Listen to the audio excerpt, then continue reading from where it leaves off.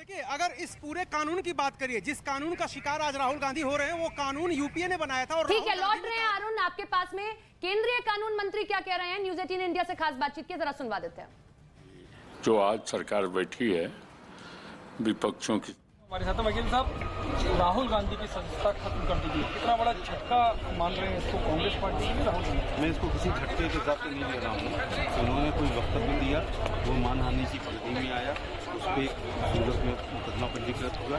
माननीय अदालत ने कई तारीखें डेलिंग और सुनवाई के बाद एविडेंस के आधार पर उनको 2 साल की सजा दी। जनप्रतिनिधि अधिनियम कानून की धारा 8 ये कहती है, ये किसी भी जनप्रतिनिधि को 2 साल या 2 साल से अधिक की सजा होती है, उनकी मेंबरशिप जाती है। चूँकि सजा कल हो गई थी, लेकिन माननीय स्पीकर साहब ने उस फैसले की कॉपी जगह पर मिली हुई, उसका अध्ययन करने के बाद नियम को देखते हुए आज वही निर्णय लिया जो नियम से निषेध होता है कि देश के जिन्होंने कहा कि अगर कांग्रेस पार्टी कोर्ट पर भी आरोप लगा रही है तो कोर्ट की भी अवमानना कर रही है। मेरे सहयोगी अरुण और नीरज लगातार बने हुए हैं। अरुण, ये बहुत बड़ी खबर है, क्योंकि अगर हम केंद्रीय कानून राज्य मंत्री को हमने सुना या फिर हम कांग्रेस पार्टी के स्टैंड को सुने, मल्लिकार्जुन खड़गे अब से कुछ देर पहले कह रहे थे कि हम तो अपने स्टैंड पर कायम है, भले ही हमें जेल भी जाना पड़े, और 5 बजे मीटिंग होने वाली है, आगे की रणनीति तभी तय होगी।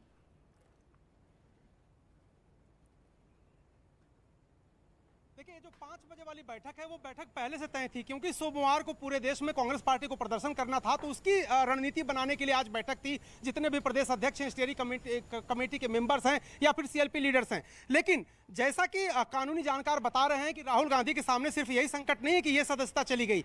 अगर उनको हायर कोर्ट से स्टे नहीं मिलता है, हाई कोर्ट से या सेशंस कोर्ट से, तो अब वो अगले 6 साल चुनाव नहीं लड़ पाएंगे, यानी 2024 का लोकसभा चुनाव वो लड़ ही नहीं सकते। और ये बहुत बड़ी मुश्किल है। आपने एकदम सही कहा कि हर केस में राहत मिल जाए, कोई जरूरी नहीं है। कई ऐसे केस है जिसमें राहत मिल भी गई है और कई ऐसे केस जिसमें राहत नहीं मिली। यानी राहुल गांधी को अगले कुछ दिनों में हाई कोर्ट से या सेशंस कोर्ट से कन्विक्शन, जो उनको दोषी सिद्ध किया गया है वो, और सजा जो 2 साल की हुई है, उन दोनों पैरामीटर्स पर अगर राहत नहीं मिलती, स्टे नहीं मिलती है, तो राहुल गांधी की ये सीट अब घोषित कर दी जाएगी रिक्त, और वहां पर चुनाव आयोग कराएगा चुनाव। भले ही 2024 में चुनाव हो, उसके पहले भी एक चुनाव होगा, लोकसभा का उपचुनाव, और उसके बाद 2024 में भी चुनाव होगा, और उसमें भी राहुल गांधी नहीं लड़ पाएंगे। तो ये कांग्रेस पार्टी के लिए निश्चित रूप से बहुत मुश्किल का सबब है, क्योंकि राहुल गांधी एक चेहरा, एक ब्रांड थे। बातें कहते हैं, ना मानहानि का मुकदमा कायम होता और ना हियरिंग के दौरान एविडेंस हम लोग अच्छे दिए और वो एविडेंस नहीं दे पाए, उस पर ये सजा होती है।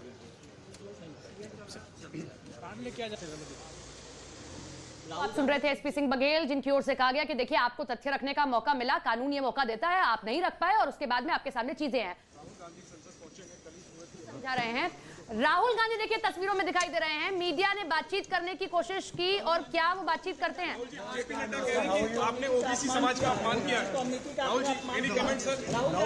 राहुल गांधी ने चुप्पी साध ली है, कोई भी प्रतिक्रिया नहीं दिया है। हालांकि कल जब वो दोषी करार दिए जाते हैं, उनको सजा सुनाई जाती है, बाद में जमानत मिल जाती है, लेकिन उनका ट्वीट आता है और वो कह रहे हैं कि वो सत्य के रास्ते पर है, अहिंसा के रास्ते पर है। और अगर हम कांग्रेस नेताओं की प्रतिक्रिया को देखें तो वो कह रहे हैं कि उनको टारगेट किया जा रहा है। इसी को लेकर के जो है मार्च भी यहां पर कांग्रेस पार्टी की तरफ से निकाला जा रहा है। नीरज, हमारे सहयोगी लगातार हमारे साथ बने हुए हैं। नीरज, राहुल गांधी तो कुछ नहीं बोल रहे हैं, मल्लिकार्जुन खड़गे जरूर मीडिया से मुखातिब हुए अब से कुछ देर पहले, लेकिन बार बार, क्योंकि ये बहुत बड़ा झटका है राहुल गांधी के लिए, सवाल तो यह है कि 2 साल के लिए तो सदस्यता चली गई अब, लेकिन अगला चुनाव भी नहीं लड़ पाएंगे। ये सबसे बड़ी चुनौती है कांग्रेस पार्टी के लिए। ऐसे में जो पहले के उदाहरण रहे हैं, जिन नेताओं का जिक्र हम कर रहे थे, तो फिर आगे की राह बेहद मुश्किल है। और जो लीगल टीम है वो अब क्या सोच रही होगी, क्योंकि बार बार ये बीजेपी की तरफ से कहा जा रहा है कि राहुल गांधी के लिए अहंकार बड़ा हो गया, माफी मांग लेते।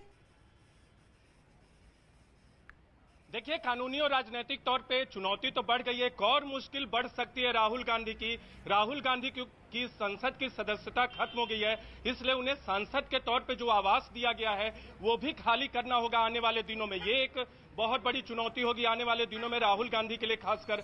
हालांकि कांग्रेस अध्यक्ष सोनिया गांधी का आवास है, लेकिन खुद राहुल गांधी को जो आवास मिला हुआ है बतौर सांसद, वो भी खाली करना होगा। और जो हमें जानकारी मिली है सरकार की तरफ से, यानी लोकसभा का जो फैसला है लोकसभा सचिवालय का, उसकी जानकारी जो आवास देखते हैं, सांसदों के आवास को देखने वाला जो संगठन है वहां भेजा जाएगा, इसकी जानकारी उससे जुड़े अधिकारियों को जानकारी दी जाएगी और आने वाले दिनों में आवास भी खाली करना पड़ेगा। तो एक मुश्किल नहीं, पार्टी को राजनीतिक तौर पे मुश्किल तो बड़ी है, उनके नेतृत्व पर खतरा मंडराने लगा है, न सिर्फ मौजूदा वक्त में बल्कि आने वाले लोकसभा चुनाव में भी 2024 में जो होने वाला है, कांग्रेस पार्टी बार बार ये दावा करती है कि राहुल गांधी ही उनका चेहरा होंगे, और राहुल गांधी अगर चुनाव नहीं लड़ेंगे 2024 में अगर, तो बहुत बड़े संकट में कांग्रेस पार्टी होगी। और आवास का मसला हमने बिल्कुल ठीक बात है कि सांसद रहते हुए जो भी भत्ते, जो भी आपको पर्क्स मिलते हैं वो सब वापस ले जाएंगे, क्योंकि आपकी सदस्यता ही चली गई, अब आप सांसद नहीं रहे। नीरज, आप लंबे समय से इलेक्शन कमीशन कवर कर रहे हैं, बहुत सारे ऐसे किस्से हमने पुराने देखे, जरा उन किस्सों के जरिए आप हमें बताइए कि कितनी अवधि है अब राहुल गांधी के पास कि वो सुप्रीम कोर्ट जाएं, वहां से अपने लिए राहत लाएं, उसके बाद इलेक्शन कमीशन को दें और वायनाड की सीट पर चुनाव ना होने पाए, और अगर ऐसा नहीं हो पाया तो वायनाड की सीट पर कब चुनाव हो जाएगा?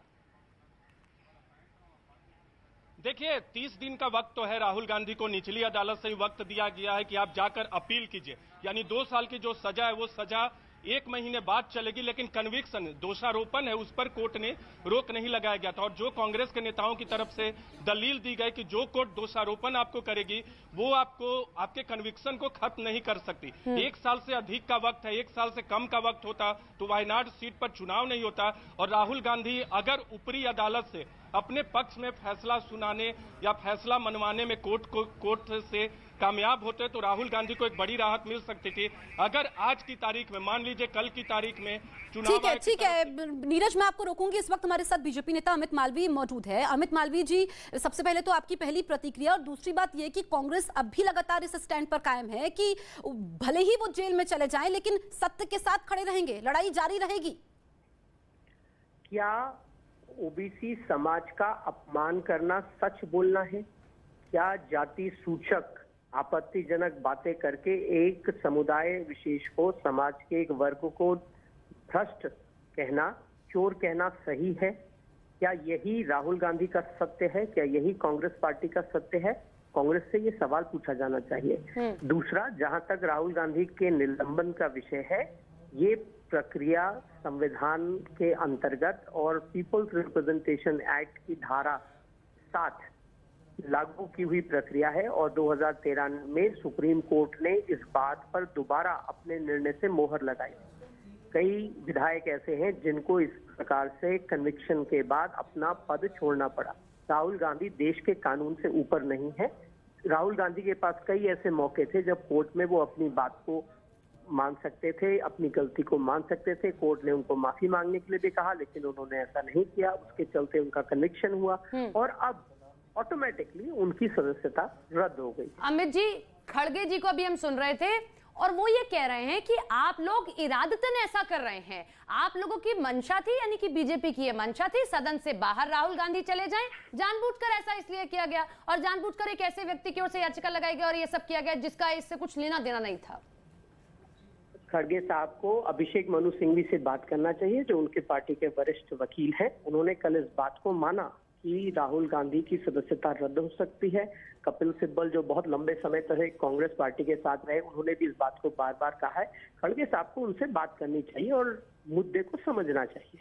बिल्कुल अमित मालवीय जी, लेकिन अभी तो राहुल गांधी ने कोई प्रतिक्रिया नहीं दी है। जैसे ही उनकी सदस्यता खत्म हुई, उनसे मीडिया ने बात करने की कोशिश की, लेकिन मल्लिकार्जुन खड़गे जरूर मीडिया के सामने आए और जिस तरीके से हम जयराम रमेश के ट्वीट को भी देखे, उन्होंने कहा कि राजनीतिक लड़ाई भी जारी रहेगी और लीगल लड़ाई भी जारी रहेगी। सड़क पर तो वो हैं, पैदल मार्च निकाल रहे हैं और वो ये आरोप लगा रहे हैं बीजेपी पर कि वो केंद्रीय एजेंसियों का उपयोग कर रहे हैं, जो भी उनके लिए परेशानी खड़ी कर सकते हैं, विपक्षी नेता है, उनको टारगेट किया जा रहा है। भ्रष्टाचार के मामले में भी कांग्रेस पार्टी सड़क पर निकली थी और गांधी परिवार के बचाव में बाहर आए थे, सामने आए थे। और अब जब कानूनी प्रक्रिया हुई है और उसके आधार पर उनकी सदस्यता रद्द हुई है, सिर्फ इसलिए क्योंकि वो एक समुदाय विशेष पर, एक ओबीसी समाज पर जाति सूचक अपमानजनक टिप्पणी कर रहे थे, और अगर कांग्रेस पार्टी फिर भी सड़क पर आना चाहती है तो उन्हें ओबीसी समाज को ये बताना होगा कि वो पूरे समाज को चोर बताने वाले राहुल गांधी के समर्थन में क्यों खड़ी है। अमित जी, लेकिन बार बार ये सिर्फ कांग्रेस नहीं है, आज ऐसे 14 दल थे जो ये मांग कर रहे थे, मार्च भी निकाल रहे थे कि जानबूझकर सत्तारूढ़ पार्टी ऐसा कर रही है कि जो भी आपके खिलाफ आवाज उठाता है, और खासतौर पर राहुल गांधी जो बीते दिनों ने भारत जोड़ो यात्रा की, जो बीते दिनों उन्होंने लगातार एक व्यक्ति को लेकर निशाना साधा, जानबूझकर ऐसा किया जा रहा है कि सदन में कोई आवाज उठाने वाला ही नहीं रहेगा, आप लोग कार्रवाई से भी हटा देते हैं। जितने भी बिल्कुल आपको रोकूंगी अमित मालवीय जी। इस वक्त केंद्रीय कानून राज्य मंत्री क्या बोल रहे हैं वो पहले हम सुन लेते हैं। ये कुछ अनहोनी बात नहीं है। जब उनको सजा हुई थी उसके बाद आप लोगों को क्यूरियोसिटी थी, लेकिन कानून जानने वालों को कोई जिज्ञासा नहीं है, क्योंकि माननीय सुप्रीम कोर्ट ने ये कहा था कि जब किसी को 2 साल या उससे अधिक की सजा होती है तो उनकी मेंबरशिप चली जाएगी। चूंकि ओथ दिलाते हैं स्पीकर साहब, तो उस अदालत के आदेश का अध्ययन करने के बाद उन्होंने आज निर्णय लिया है। और राहुल गांधी ये सोचते थे कि देश के संविधान और कानून से वो ऊपर हैं। माननीय सूरत की अदालत के निर्णय के बाद स्पीकर साहब ने निर्णय लिया है। ये जो कहते हैं कि जो विपक्ष को डराया धमकाया जा रहा है, ना वो ये अपमानजनक बातें कहते हैं, ना मानहानि का मुकदमा कायम होता और ना हियरिंग के दौरान एविडेंस हम लोग अच्छे दिए। और केंद्रीय कानून राज्य मंत्री एसपी बघेल को आप सुन रहे थे, उनकी ओर से कहा गया कि देखिए जब आपको शपथ दिलाई जाती है तभी कहा जाता है कि कोई भी दोष आप पर ना लगे, अगर ऐसा होता है तो आपकी सदस्यता रद्द कर दी जाएगी। अब इस बीच कांग्रेस के अध्यक्ष क्या कह रहे हैं मल्लिकार्जुन खड़गे, वो भी सुनिए। उनको सत्य बोलने के लिए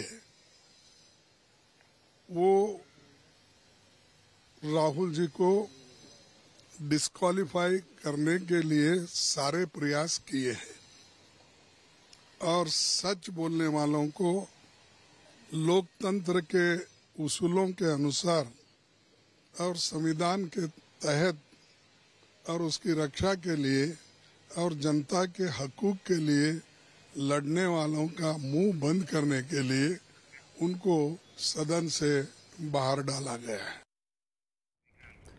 हमारे सहयोगी विक्रांत हमारे साथ लाइव मौजूद है। विक्रांत, हम मल्लिकार्जुन खड़गे को सुन रहे थे, राहुल गांधी ने तो कोई प्रतिक्रिया नहीं दी।